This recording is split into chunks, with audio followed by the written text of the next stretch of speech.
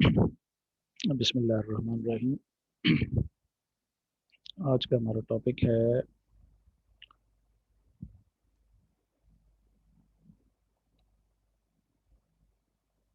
Dividends. तो सबसे पहले हम देखते हैं कि जो डिविडेंड होता है कोई भी कंपनी हो, उसके जो बोर्ड ऑफ डायरेक्टर्स होते हैं, सबसे पहले वो अपनी मीटिंग सेट करते हैं, जो कि अनाउंसमेंट आती है PSX की वेबसाइट पे कि जो कंपनी है वो फलां डेट को जो है बोर्ड ऑफ डायरेक्टर्स की मीटिंग होगी, इसका नोटिस आता है। उस मीटिंग से पहले ही सब कुछ तैयार हो जाता है, कंपनी के रिजल्ट्स बन जाते हैं, डिविडेंड वो या कोई भी इंटाइटलमेंट हो, बोनस शेयर्स हो, राइट शेयर्स हो, कुछ भी पे आउट को देना चाहिए अपने शेयर होल्डर को, तो उसकी तैयारी पहले हो चुकी होती है। उस दिन जस्ट वो बैठते हैं और अनाउंसमेंट होती है और एक एग्रीमेंट होता है। फाइनल डिसीजन आप कह सकते हैं कि उस दिन होता है।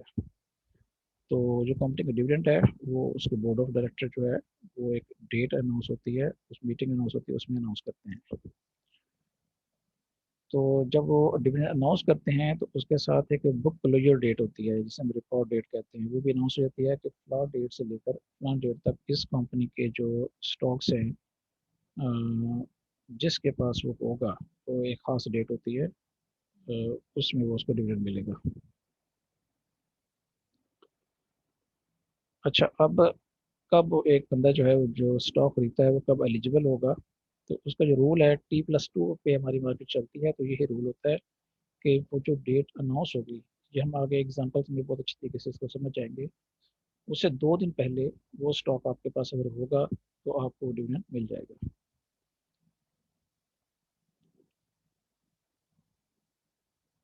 अब हम चलते हैं इस टाइम जिन अच्छी कंपनियों ने डिविडेंड अनाउंस किए हुए हैं उनके हम एग्जांपल्स देंगे, जो बेस्ट कंपनीज हैं जो अच्छा डिविडेंड देती हैं, और कुछ लोग जो हैं इसमें ट्रेडिंग नहीं करते हैं, इन स्टॉक्स में सिर्फ उनका डिविडेंड वो लेते हैं और अच्छे खासे पैसे वो 15 to 20% पर एनम जो है वो उनकी इनकम जनरेट हो जाती है, जो कि एक बहुत ही ज़बरदस्त इनकम है पर ईयर के हिसाब से। इसमें जो इस टाइम जिस कंपनी ने डिविडेंड अनाउंस किया हुआ है और एक लीजिंग कंपनी है, अ, ये समझ लें कि रेंट टाइप कंपनी है, इसका जो बिजनेस है वैसा है कि वो ऑलमोस्ट सेम सेम टाइप का इसका इनकम आती रहती है, और कोविड की वजह से या इस तरह की जो आफात आती है उससे भी ये महफूज रहती है, रेंटल इनकम आप कह सकते हैं। तो इसका जो स्टॉक है 28 मई 2021 इसकी रिकॉर्ड डेट है, जिस के पास इसका स्टॉक इसकी क्लोजिंग पे होगा, 28 मई 2021 की क्लोजिंग जो होगा उसको ये डिविडेंड मिल जाएगा।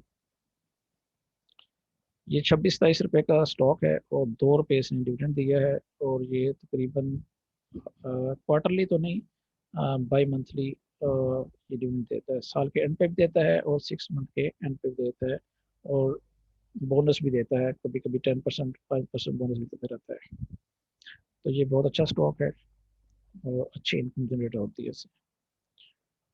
दूसरे नंबर पे एग्रो फर्टिलाइजर है, इसने अभी 4 रुपये डिविडेंड दिया हुआ है, 40% का मतलब है 4 रुपये डिविडेंड इसने दिया हुआ है,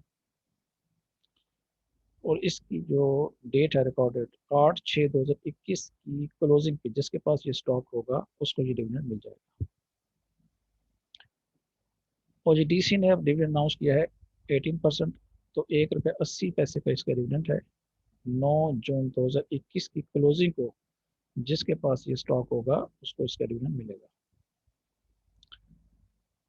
चौथी एग्जांपल हमारे पास जो है जिसने भी डिविडेंड अनाउंस किया है वो एंग्रो है, 12 रुपये का डिविडेंड अनाउंस किया है, 300 के अराउंड इसका स्टॉक चल रहा है 11 जून 2021 की क्लोजिंग पे, जिसके पास इसका स्टॉक होगा उसको ये डिविडेंड मिल जाएगा।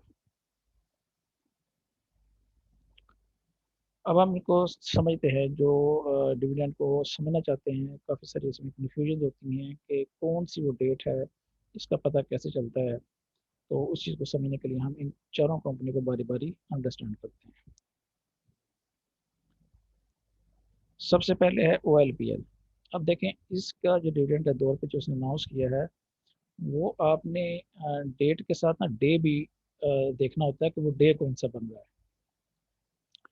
तो 28 मई को जो डे बन रहा है वो फ्राइडे बन रहा है, जो कि उसके आगे सैटरडे और संडे को जो है मार्केट बंद रहेगी। इसकी जो बुक क्लोजर है जो कि अनाउंसमेंट में आती है, आप ESX की वेबसाइट पे जाके किसी भी कंपनी का स्टॉक लिखेंगे, इस पे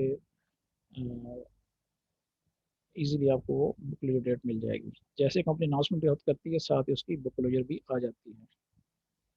तो इसने अपनी जो रिजल्ट है उसमें लिखा है कि जून 1 ट्यूसडे से लेकर जून 7 2021 को इसका बुक क्लोजर है। अब बुक क्लोजर का मतलब ये होता है, आप ये समझ लें कि कंपनी ने एक किताब रखी हुई है, उसमें वो एंट्री करेगी कि हमने डिविडेंड किसको देना है, कौन कौन इसका एलिजिबल है।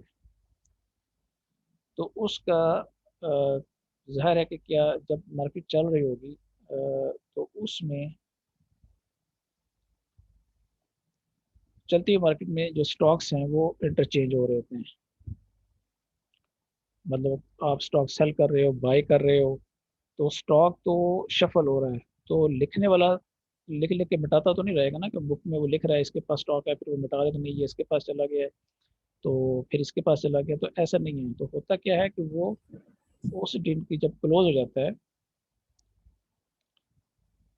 तो उसमें जो स्टॉक्स है वो इजीली बुक, यानी कि उनकी जो शीट बनी हुई है उसके अंदर आ जाएगा कि फलां जो है बंदे के पास इतने स्टॉक्स है, फलां के पास इतने स्टॉक्स हैं, वो पूरी लिस्ट उनके पास बन जाएगी, जिस पे फिर वो इन डेट्स में ये जो 6-7 दिन होंगे वो आराम से अपना सारा काम करते रहेंगे। और अगले दिन स्टॉक्स जो है वहाँ मार्केट में चलना शुरू हो जाएंगे। लेकिन जो 28/5/2021 की क्लोजिंग के बाद जो जितना डाटा होगा वो कंपनी के पास आ जाता है कि वो स्टॉक किस किस के पास था। 28/5/2021 को OLPL किस किस के पास था, ये फ्राइडे की जो मार्केट क्लोज होगी उसमें पता चल जाएगा। अब दूसरी बात यह है कि इसकी जो बुक क्लोजर है वो है जून 1 से लेकर जून 7 तक। तो T+2 के तहत इसमें से हमने जून 1 से 2 दिन माइनस जाना है। तो हम एक दिन माइनस जाएंगे तो 30 को चले जाएंगे 30, और दूसरा होगा 29, बल्कि शायद 31 का महीना है तो 31 और 30। अब जो 30 डेट आएगी वो आ जाएगी आपकी संडे। अब संडे की क्लोजिंग के पास आपका स्टॉक होना चाहिए। अब संडे की क्लोज संडे को तो मार्केट ट्रेड ही नहीं करती है, तो इसका मतलब है कि सैटरडे क्लोजिंग होना चाहिए। अब सैटरडे क्लोजिंग को भी मार्केट ट्रेड नहीं करती है, तो इसका मतलब है कि फ्राइडे की फिर क्लोजिंग पे उसका स्टॉक आपके पास होना चाहिए। यानी कि लास्ट क्लोजिंग डे उसका कौन सा था, जो वर्किंग डे था, जो बिजनेस डे था, जिसमें मार्केट ओपन हुई थी, वो कौन सा डे था। तो उसमें वो फिर 28 पे आ जाएगा। तो अगर छुट्टियां आ रही हो, वीकेंड आ रहा हो, तो फिर आपकी जो डेट होती है, जो रिकॉर्ड डेट है जिसमें आपका स्टॉक होना चाहिए, वो उसी तरह लास्ट वर्किंग डे पे चली जाती है। जैसे कि यहाँ पे एग्जांपल में आपको नज़र आ रहा है कि इन्होंने ट्यूसडे को जो है रखा है, स्टार्ट हो रहा है इनका बुक क्लोजर, तो उससे एक दिन पहले आ जाएगा मंडे, और उससे एक दिन पहले आ जाएगा संडे। अब जो संडे है ये इनकी रिकॉर्ड डेट है। संडे को मार्केट बंद, वो एक दिन पीछे चला जाएगा। सैटरडे सैटरडे को मार्केट क्लोज है, वो एक दिन फिर पीछे चला जाएगा फ्राइडे। और फ्राइडे की क्लोजिंग के में जिसके पास ये स्टॉक होगा उसको डिविडेंड मिलेगा। कितना मिलेगा? 2 रुपये मिलेगा। स्टॉक कितने का है? 27 रुपये का है। तो जब ये मंडे को स्टॉक ओपन होगा तो कंपनी इसमें से 2 रुपये माइनस करके स्टॉक को ओपन करेगी, जिनके ये 25 का स्टॉक होगा। और इस स्टॉक के साथ OLPL के साथ लिखा जाएगा एक्स डिविडेंड। तो पता चल जाएगा कि आज ये इसमें से डिविडेंड निकल चुका है, ताकि कोई नया इन्वेस्टर इसमें इस बेस पे इन्वेस्ट ना करे कि मुझे डिविडेंड चाहिए। जब उसका एक्स लिखा होगा इसका मतलब है आज इसमें डिविडेंड नहीं है। इसका जो ट्रिगर है वो खत्म हो चुका है, डिविडेंड इसमें से निकल चुका है। तो उसके बाद जिसका नाम उस बुक क्लोजर में आ जाएगा, इनकी फ्राइडे की क्लोजिंग के बाद, वो सारा डाटा उनके पास आ चुका है, जिसमें वो आराम आराम से अपना काम करेंगे, कंपनी काम करेगी। और 30 से तकरीबन 45 तक मैक्सिमम जो है वो डिविडेंड आपके अकाउंट में आ जाएगा, या आपको चेक मिल जाएगा। ये डिपेंड करता है कि आपने जो अपने ब्रोकरेज के साथ क्या मायदा किया हुआ है। उसके अंदर वो टिक लगा होता है कि क्या आप चाहते हैं कि आपको चेक इशू हो, या आप चाहते हैं कि डायरेक्टली आपके बैंक में आए। तो जैसा आपने ऑप्शन सेलेक्ट किया होता है उसी के तहत कंपनी आपको डिविडेंड देगी।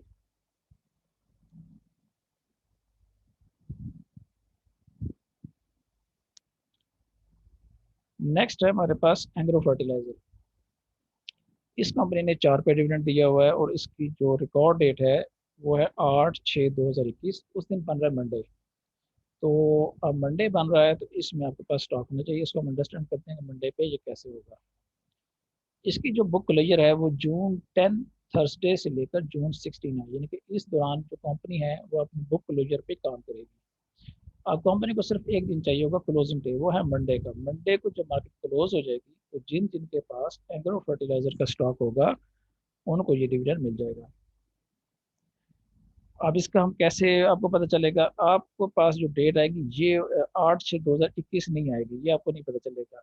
आपको ये डेट मिलेगी जून 10 से लेकर जून 16 तक। जून 10 से आपने एक दिन पहले जाना है, वो है जगह जून 9।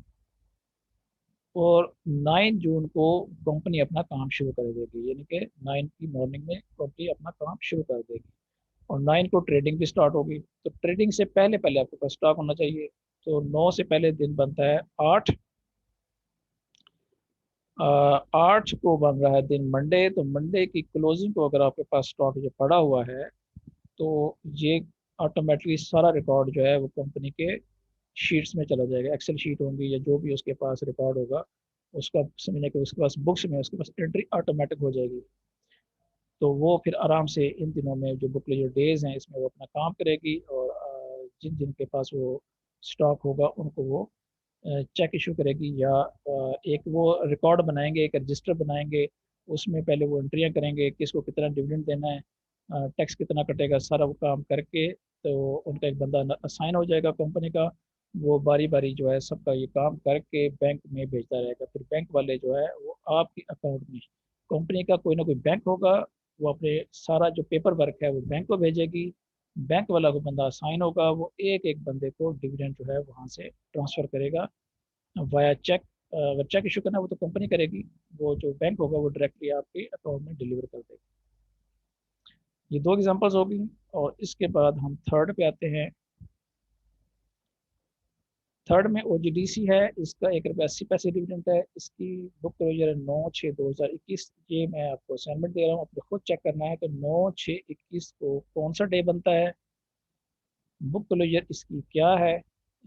और या आप कमेंट्स में या मेरे पेज पे जाके आप इसको डिस्कस कर सकते हैं कि इसमें तो कोई कंफ्यूजन है कि इसकी बुक क्लोजर क्या है, कहाँ से मिलेगी, कैसे ढूंढनी है, ये आपने काम करना है। और इसकी जो डे बनता है क्या वाकई वो 9/6/2021 बनता है या इसमें कोई गलत है।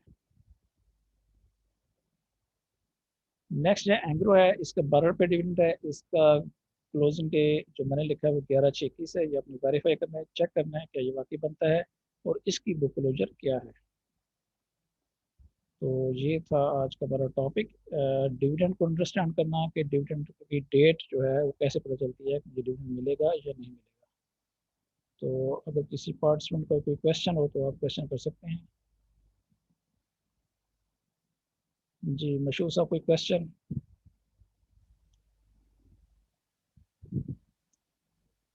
हेलो। जी शबीर साहब आपको कोई क्वेश्चन? चलिए जी, ये हमारा आज का टॉपिक खत्म हुआ। Thank you very much. अल्लाह हाफिज़।